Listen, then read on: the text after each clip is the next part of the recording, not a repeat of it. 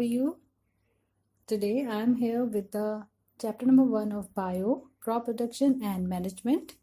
We will discuss about the crop production in this video. Children, as you know that all the living beings need food.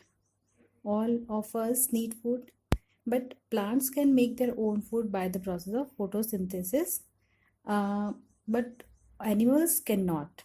That means the animals or the human beings or other than plants, they take food directly from the plants or indirectly from the plant. The energy from food is utilized by all organisms for carrying out the various life process.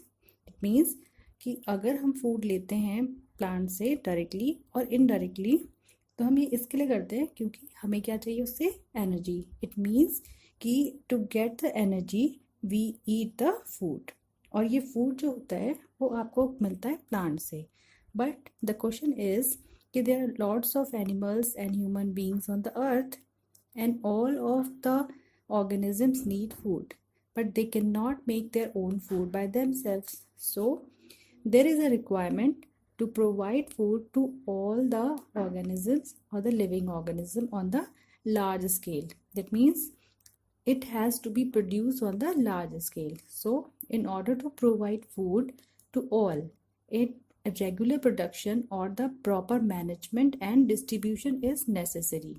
Means कि अगर बहुत ज़्यादा amount में हम crop production करते हैं या बहुत सारी फूड प्रोड्यूस करते हैं, तो उसको मैनेज करना, उसके लिए एक प्रॉपर मैनेजमेंट होना और उसका डिस्ट्रीब्यूशन होना, that is quite necessary. So in this chapter we will learn how crop is manage and at the large scale. That means proper management of food और the crop and distribution of food or the crop, how it can be done on the large scale. So children, in this video we will take some chapter contents. These are the main topics of this chapter which will be covered. The three main points are agriculture practices, basic practice of crop production, and food from animals. So let us move forward. Now we move forward with the very first topic, that is agricultural practice. Students, आप लोग को पता है कि जो early man था that was the Hunter gatherer. Means कि वो जो है जंगल में घूमते थे और फूड और शेल्टर के लिए, और उसके बाद वो जानवरों को यानी कि एनिमल्स को मार के कच्चा ही खा जाते. दैट मीन्स कि he ate raw fruits and animals to get his food. पकाना नहीं मालूम था उनको, लेकिन धीरे धीरे जैसे जैसे वो और सिविलाइज्ड होते गए, उनको मालूम हुआ कि अगर हम फूड को पका के खाते हैं तो उसका टेस्ट और एनहांस होता है. तो उन्होंने धीरे धीरे करके जो है डिस्कवरी करी सीड्स की, और उसके बाद उन्होंने शुरुआत करी एग्रीकल्चर की. ठीक है. As the time pass he settled himself along the river bank to grow crops. Means कि उन्हें पता चला कि जो है कोई भी क्रॉप को बनाने के लिए या उगाने के लिए वाटर की ज़रूरत होती है, क्रॉप के लिए जो है सीड्स की ज़रूरत होती है. तो धीरे धीरे वो सीखते गए कि किस तरीके से जो है सीड को ग्रो करते हैं, उससे हम अपनी क्रॉप को उगा सकते हैं, और उसके अलावा किस तरीके से फूड को गैदर किया जाता है. तो ये सिविलाइजेशन का एक पार्ट है, एक स्टोरी है. सो एग्रीकल्चर पता होने के बाद, but we should know that what is the agricultural practice. जो एग्रीकल्चर वर्ड है, ठीक है ना, the word agriculture has been derived from the Latin word ager, means field, and cultura means cultivation. Okay, this is the Latin word, this is a language. So growing plants from getting food and other useful products is called the agriculture. Okay, is it clear? Okay, now then crop. अब agriculture तो पता चलेगा कि अगर हम field पे कोई चीज़ को ग्रो करते हैं, that is called the agriculture. But क्योंकि एक लार्ज अमाउंट में आपको उगाना है कोई चीज़, क्योंकि बहुत सारे लोगों के लिए आपको फूड चाहिए, तो when plants of the same kind are grown and cultivated at one place on a large scale, it is called the crop. It means कि अगर हम कोई चीज़ को किसी बड़े से फील्ड पे अगर सिंगल क्रॉप को उगाते हैं, जैसे अगर आपने मेज़ लगाया या वीट लगाया या कोई भी एक पर्टिकुलर कोई भी एक वैरायटी का प्लांट लगाया, अगर उसको बहुत बड़े लार्ज स्केल पे अगर हम उगाते हैं, that it is called the crop. और क्रॉप जो होती है बहुत डिफरेंट टाइप की होती हैं. जैसे आपका सीरियल्स हो सकते हैं, वेजिटेबल्स हो सकती हैं, फ्रूट्स हो सकते हैं, पल्सेस हो सकती हैं, जैसे आपको साइड में बेटा यहाँ पे दिख भी रहे हैं पिक्चर्स में। तो सीरियल्स मीन्स जैसे कुछ वीट, मेज, बार्ले एट्सेट्रा। वेजिटेबल्स आपको पता है बहुत सारी वेजिटेबल्स होती हैं, और आपका फ्रूट्स हैं, पल्सेस हैं, तो ये सब के आते हैं क्रॉप्स में आते हैं। अब नेक्स्ट टॉपिक है हमारा types of crops grown in our country. Means कि हमारी कंट्री में 4 टाइप्स की क्रॉप्स मेनली उगाई जाती हैं या ग्रो की जाती हैं। First is food grains. Food grains means crops that are used for human consumption. For example rice, wheat, maize, pulses, oil seed etcetera. तो ये ह्यूमन कंजम्पशन के लिए, डेली रूटीन के खाने के लिए यूज़ होती हैं। ओके। सेकेंड है आपका commercial crops. Crops which are grown for sale either in raw form और इन सेमी प्रोसेस्ड फॉर्म। तो जैसे आपका कॉटन है, यहाँ पे आपको प्लांट दिख रहा है, cotton, jute, sugar cane.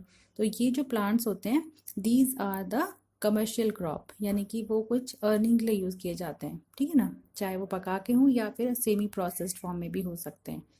Third आते हैं हमारे horticulture.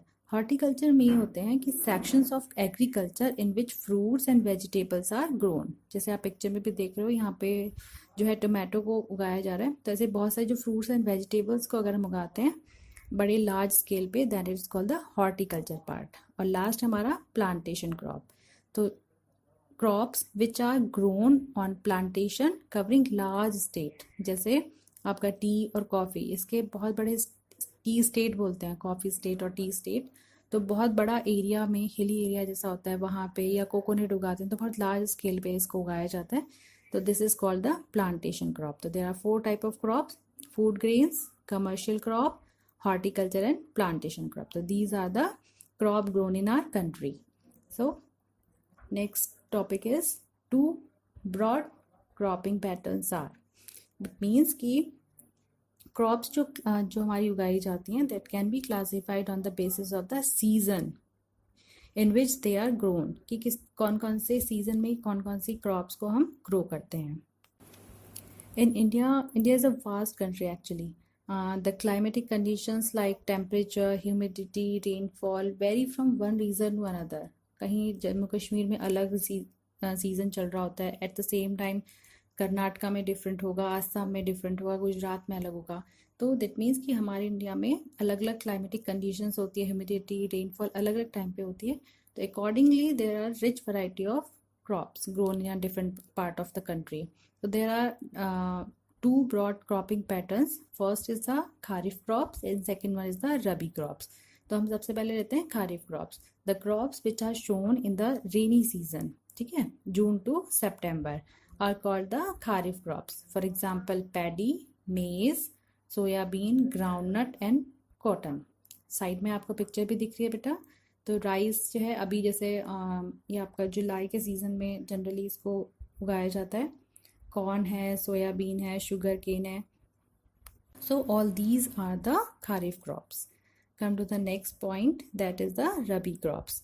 The crops grown in the winter season from October to March are called the rabi crops. Season is very important in both the crops, कि कौन से सीजन में हम इसको उगा रहे हैं। तो विंटर सीजन में अक्टूबर से मार्च तक, that is called the rabi crops. And examples are wheat, gram, peas, mustard and linseed. तो this is the picture.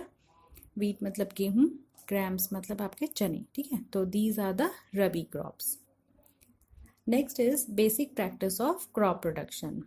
It means कि एक्टिविटीज़ जो हम टास्क रिक्वायर्ड होते हैं कि अगर हमें कल्टीवेशन करना है, कोई क्रॉप को उगाना है, तो उसके लिए कौन से टास्क हम कर रहे हैं, ठीक है ना। तो सम एक्टिविटीज़ और task required to perform for the cultivation of crop are referred as the agricultural practice. तो क्या क्या स्टेप्स हम कर रहे हैं उसके लिए, there are 8 steps. First is preparation of soil, second is agriculture implements, third is sowing, fourth is adding manure and fertilizers, fifth is irrigation, protection from weeds, harvesting and storage. Students, today we will discuss till this point. In the next video we will discuss in detail all the 8 points, basic practice of crop production. Okay, thanks for watching. I hope I made myself clear. If you have any problem or the queries, you can ask to me. Thank you very much.